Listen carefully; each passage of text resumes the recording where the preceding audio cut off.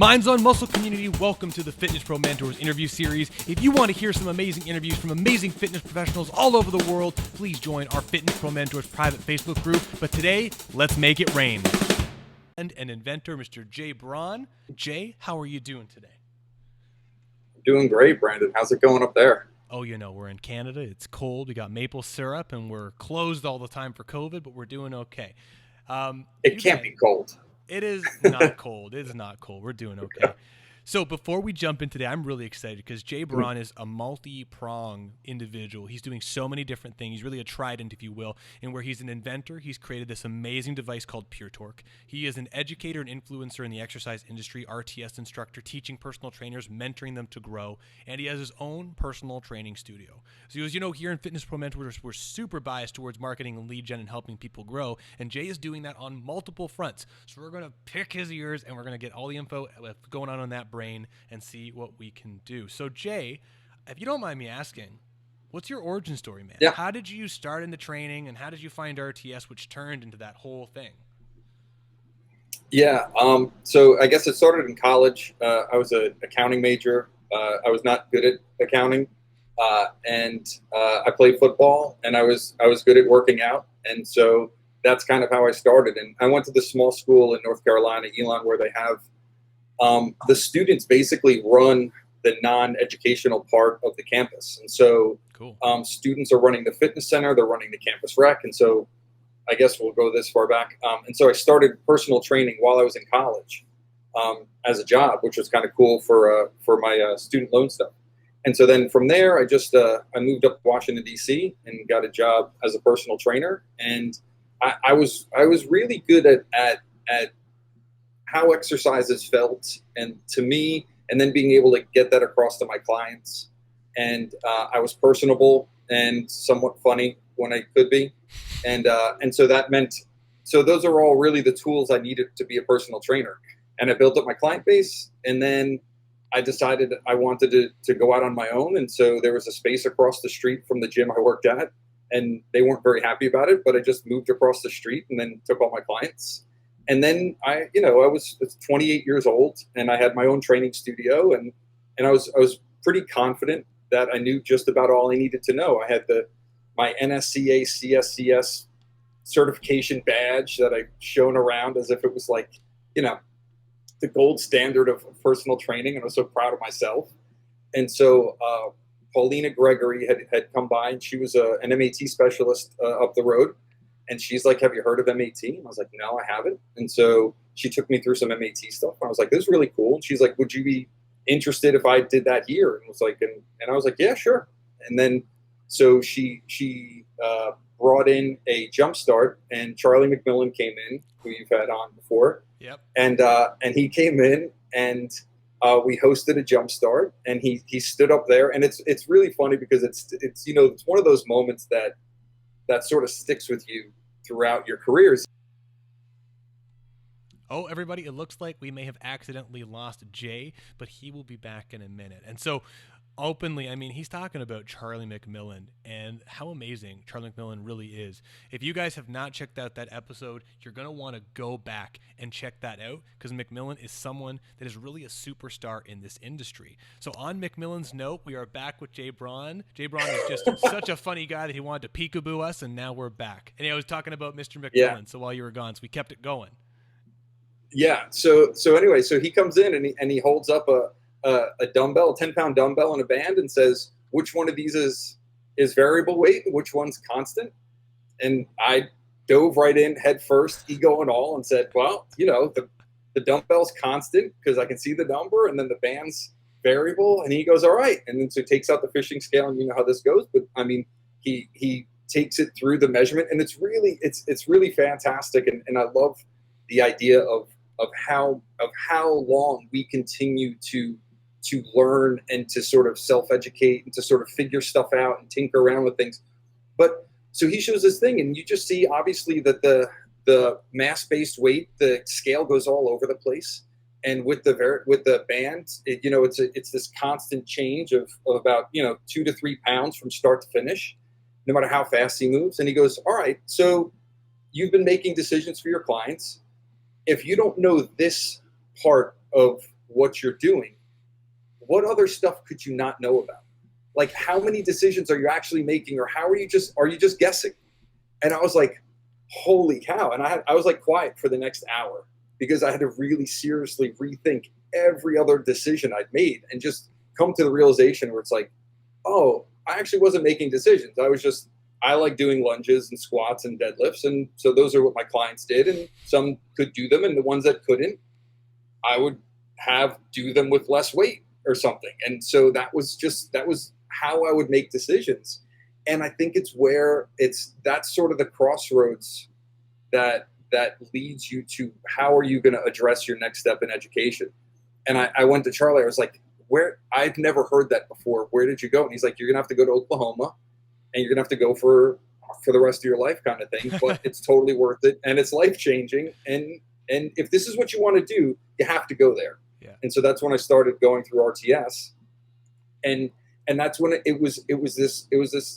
it's life-altering and career-changing for so many different reasons, but mostly because you end up not only being in a room with someone like Tom and with people like Charlie or people with Peter, but it's all the other people that are in that room are there kind of for the same reasons you are, because you have questions.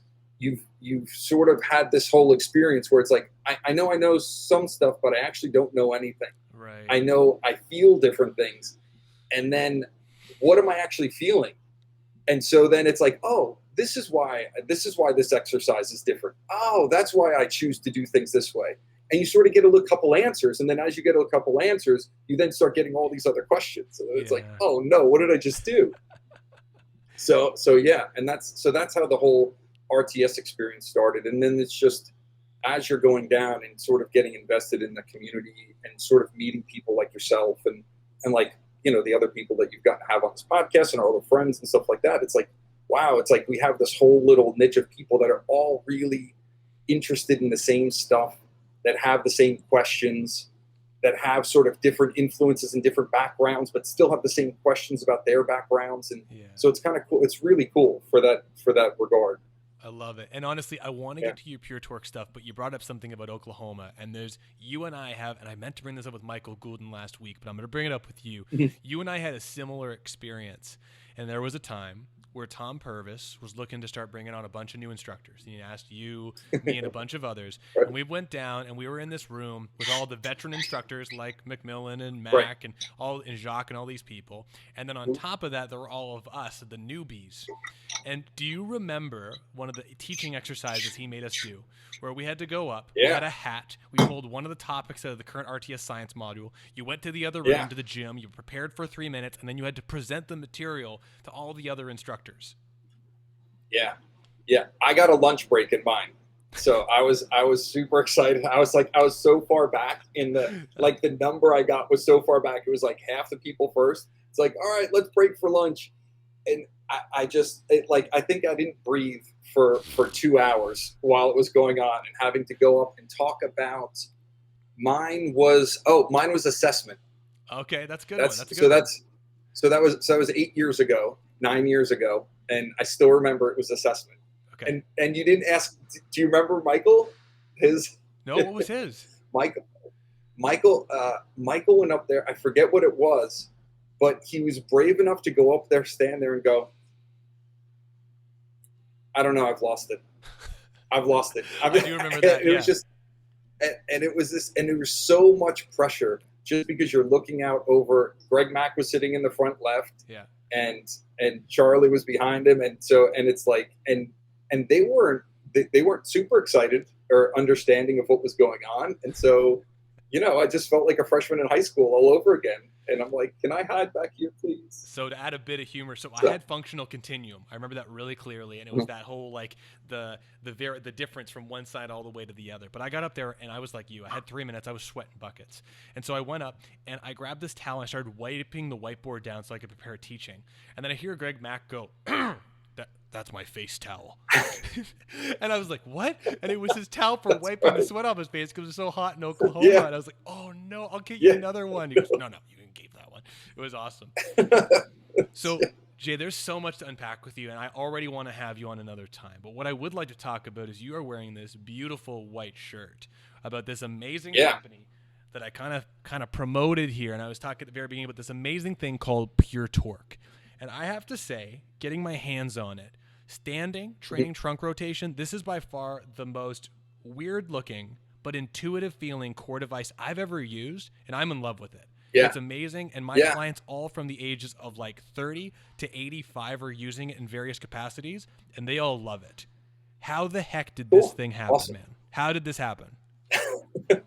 Well, you know, going back to sort of like where, like, whenever I would train trunk rotation for myself, I would always grab one of those big Swiss balls and put it around and hug it and get the cable and put one arm over the top. And I do this whole twisty thing. And that always just felt exponentially better than anything else. And so I do that in the gym, and other members would come over and be like, "What are you doing?" And I was like, "Oh, check it out." And so they try it and it'd be like, "Oh, what other stuff are you doing?" And so then all of a sudden that's now a client. And so it was like really cool. So it was just developing from there. I never knew why that it felt better, but I just knew it felt better. And so I'm like, okay, I'm going to do that. And then so in going through RTS, learning about the importance of distance when it comes to resistance, and then learning about the properties of restraint and how all of a sudden you're going to want some proximal restraint. And now you can create proximal restraint devices, but if you don't have any distance, then there's still no resistance. And so you still have that issue. And so it just became the whole play of, well, is there any way I can create that without having to do the ball? Because the ball was always a question of, well, how much weight can I use? And then at what point does the cable come up and hit me in the face? And then how do I have clients use it? And what's going to happen here? And do I need to film it really? Was like, how do I get it on YouTube when it happens? Right. So those were kind of the key thoughts going into it. And so I just had a guy that lives in this building who does a bunch of construction stuff. We cut a bike wheel in half. We bolted it onto a 2x4, and then I cut a foam roller in half and glued that on and just created this. And on our website, we have like the origin story of it, with a bunch of pictures of sort of the steps that we took, which is kind of cool. And then I just used this whole bike tire thing, and I was like, yeah, this is the feeling I'm looking for. This is what I'm trying to replicate. That's amazing. And so it just progressed from there. And one of the reasons that I decided to keep going with it was it's core or abs, which you can sell for days as far as tools that people want to use. People want to use, if you can sell abs kind of thing. And then the second part was, it's such a sensation-based thing that it was so cool to really be able to bring it to different avenues and different venues and have someone see you do it and then go, oh yeah, it's the same as the other stuff I'm doing, and then try it and just see their eyes pop open and go like, oh my God, this is actually really different. And I was like, yeah, it's totally different. And so that was a really cool experience to have. And so it's this cool thing where it's this device that I can sell like a gimmick, except it actually works is the side effect. So it does actually do the stuff we're saying it's doing. It's not like a wobbly board that you're just twisting on back and forth, or it's not like any of the other type of gimmick exercises, which it definitely gets called on social media, but it actually delivers what we say it does. Yeah, it's absolutely amazing. And let me just see if I can do this. Is this going to work? Boom, there it is. So honestly, for anyone who's not familiar with this device, this is the device that Jay's invented. And honestly, it's really amazing. Like, if you have a chance to play around with it and give it a shot, I'll put it over my face because Jay's so much nicer. It really makes the entire experience really amazing for challenging your core. But as you can see, like, if you saw someone doing this is a really unique and weird looking thing. But I can't express enough, like, from across the room, it looks weird. As soon as you grab it, it feels so good and is so intuitive that I love it. Like, I really do. And I mean, my clients who are like motor control slow, if you know what I mean, they get it. And so Dominic Nusto actually asked a great question, that when you're marketing this thing, what has been your biggest challenge and what's really worked? Is it that gimmick thing? Okay. What's worked is money, is just throwing an insane amount of money at marketing. And because of that, I don't think anything's worked. So it's really like the whole question I think we asked from the as from the entrepreneur area would be, what's the problem I'm trying to solve? And what I found out really quickly was the problem I was trying to solve, the consumer wasn't interested because they didn't know that was a problem. And so we had to create this, we had to create this platform where we needed to, and we still haven't done it well, we needed to show people what the problem was that we were solving. So here's the problem you're trying to solve. And people are like, I don't know what you're talking. I do this all the time. I do this exact thing. Right. And, you know, going through our posts, it's really, it's a steady diet of, this is the same thing you can do for free with a band, or this is the same exercise you can do with a medicine ball throw. And so it's, without having any kind of educational foundation to develop exactly what we're trying to solve is, the marketing has been a nightmare. And COVID didn't help. The whole idea was for that device to be just for people like yourselves, people like Dominic, trainers that had a base of knowledge that could then use it with their clients, could feel the value of it, their clients could feel the value of it, and then they know other trainers that would then buy it, and then it would sort of really slowly expand. But once COVID hit, everybody was at home and spending a lot of money on stuff for their home to work out. And it's like, well, we have this device where you can get the same exact workout you can at the gym at your home without having to invest $17,000 on a seated machine and then a bunch of weight and a bunch of other stuff. Yeah. So it's like that all of a sudden became, look, you can use this at home, you can use it anywhere kind of thing. And so we kind of tried to sell that anywhere. But I have no idea. I have no idea how to go about marketing it properly, because the other problem is like you said, I mean, and like I'm sure you thought about as soon as you grabbed it, is there's so many different avenues that this could take. There's so many different populations that this could help. Yeah. And so I always pictured going first to the golf, baseball, swing sport market, because it reads those motions so cleanly. And while there's not a direct transfer of exercise to sport, which is something that we go through a lot in class and sort of try to hammer through and try to help people, give them enough information to sort of figure it out on their own, on this whole thing of look, just because this motion looks like the motion you're doing in your sport doesn't mean that thing is actually going to translate to the exact replica of making that swing better or something like that. Just being able to sell athletes and professionals on the idea of, no, we're just working on trying to get the muscles that create rotation, the muscles that stabilize the things that allow rotation to be created, and then that the properties that then the I guess the ranges that your body can allow to get challenged properly, because there's not really a lot out there that are properly challenging your trunk and core. Yeah. So that was our idea. Yeah, I think you got two interesting things that you could really do, and I think that athlete market's a great one, because they all do like that Pavlov press style motion, but in reality, you end up taking away all the demand on the shoulder in such a great way, so they can really work on, the actual pattern. But the alternative of putting them in a machine takes away so many variables in the lower extremity that they probably want to challenge in their, functional training mind. I don't know about this, but also the whole idea of helping, like even rehab and physio clinics. I know that they're really big on stability through midsections and training the core, and you've really solved this amazing problem. Like, although it's an intuitive device and it works really well, you've also taken away a bunch of upper extremity tissues that if someone has a rotator cuff issue, or they don't want to feel their cervical spine or tight traps while they're doing it, you can really do that. Have you tried that, the rehab market, or thoughts on that? Not yet, just because we have a rehab device that's being worked on right now. So we'll have a rehab device for the market coming out. Cool. I want one. So that's next. That's the next one up. I expect some images when we finish in privates. So but please. No, go ahead. I have another question about the PureTorque, but Jason Coloron is asking, what's in the fish tank, man?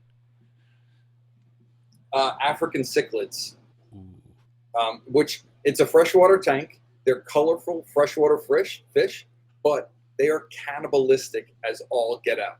It is nonstop Hunger Games in there, and so it's one of those things where I wanted a fish tank because it kind of fits the theme of title. But I didn't want the saltwater tank that was going to be, 10 grand a year to upkeep. And, the fish are $500 each and they're beautiful, but they're super fragile. So this guy's like, oh no, get African cichlids. They're wonderful. And it's like, yeah, they're wonderful if you're looking for like cage fights because they're going at each other nonstop. Colorful cannibal cage fights. I think that's absolutely brilliant. Yeah. So I got another question from somebody. Brad Thorpe wants to know, going through this patent process is a pretty deep process, I understand. He said, what is the most frustrating part of the patent process for you? I think that the main thing is the specificity of what you're actually getting patented was the main deal. And then the scope and the coverage was really the key thing when it comes to patenting for something like this. And so it's like, all right, well, your device right now looks kind of like a Thor's hammer, or looks like this breaching arc kind of thing. Could it also be this other shape? And it's like, yeah, it looks like that almost. This thing right here, maybe. So it's like, yeah.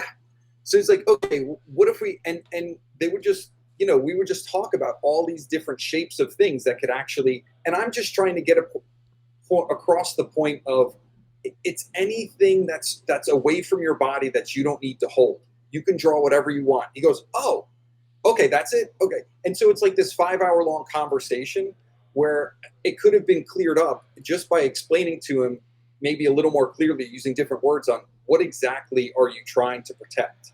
And so we have protection on anything that you don't have to hold that's secured to your body away from yourself, which is kind of cool. So it's a lot of coverage. That is a lot of coverage, man. That gives you a lot of torque, you could say, to move forward through the market in the next coming years. There's our pun. Just waiting for it. I just think one terrible pun in there. One terrible Canadian pun. Yeah.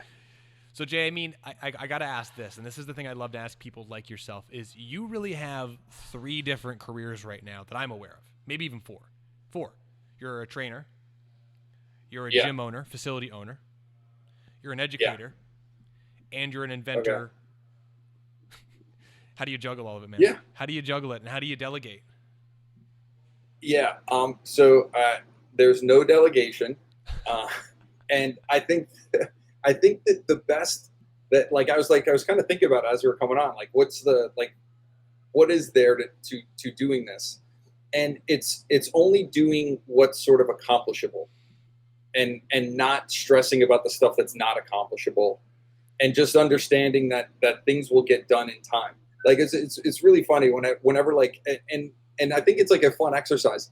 If you've ever needed anything done or needed any help doing anything, if you ask someone that has a ton of time on their hands, it'll never get done. If you ask somebody that's slammed, it gets done that afternoon. And so when I look at it, it's really funny because it's like the busier my day is, the more stuff I get done in my small cracks of time. But if I have a 2-client cancel back-to-back plus lunch built in, I get nothing done. I get nothing done in that dead time. But once sort of you're motivated and moving, things keep going. And I do appreciate the 4 jobs and one of them not being a parent, because some people try to pass that off. And I was like, oh, you get paid to be a parent? That's kind of cool. I don't get paid. Ton of responsibility. That's just for fun. Yeah, that's that's the fun. That's the downtime. Is parenting. Is parenting a 12 and a 9-year-old. Oh yeah, mine's almost 2, and then one's a month old, and it's just bonkers. So it's a different life now. So man, so you have 2 in diapers still, or 2 in diapers? Is the 2 still in diaper? 2 in diapers. Oh, that's a poor timing. Well, no, what are you supposed to do? It's going to be great in the long run for sure, which I'm really excited about that. Okay.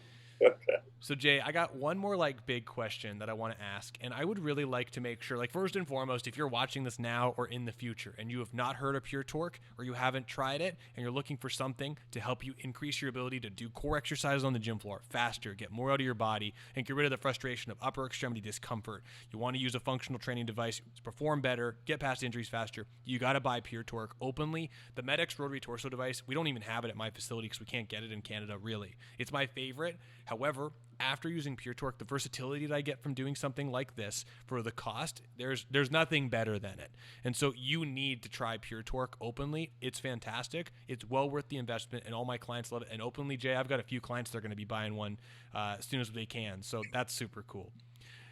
With Thank you everything very you much, do, man. Thank you. yeah, man, of course. Everything you do, I would love to say that you've got, I mean, you're spread thin, man, and I love it. I think it's really cool that you've managed to create a full brand of Pure Torque and then title and then be a teacher. How do you manage marketing and advertising these three different beasts of things that you do? Yeah. Unfortunately, the only thing I actively market is the Pure Torque.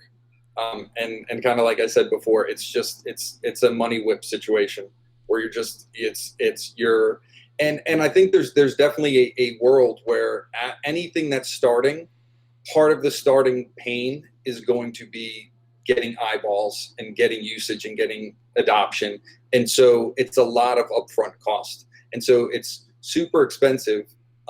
But it's only super expensive if you're not making a ton of sales. As sales grow, that all of a sudden becomes less expensive. When it comes to the facility and to education, I really don't do much marketing. I've been fortunate enough to be in an area where I haven't had to go out and get clients. I haven't had to go out and get trainers. And I really I try to be as low stress as possible when it comes to running the facility, and when it comes to having trainers come in. I want things to be, there's a family feel. You know, my dog is here all the time. Kids are here half the time. But it's a pretty low stress environment. And so there are kind of some internal controls that I built in along the way, was just making sure, you know, people could get in on their own. So there's a key fob where people can sort of can swipe in. Now, as a gym owner, we're able to actually benefit from that financially by saying, all right, for that perk, that's going to cost a little more per month. And so you can kind of build that into your incentive structure. And then I've been fortunate enough to have really long-term clients and not needing to do a ton of outside marketing.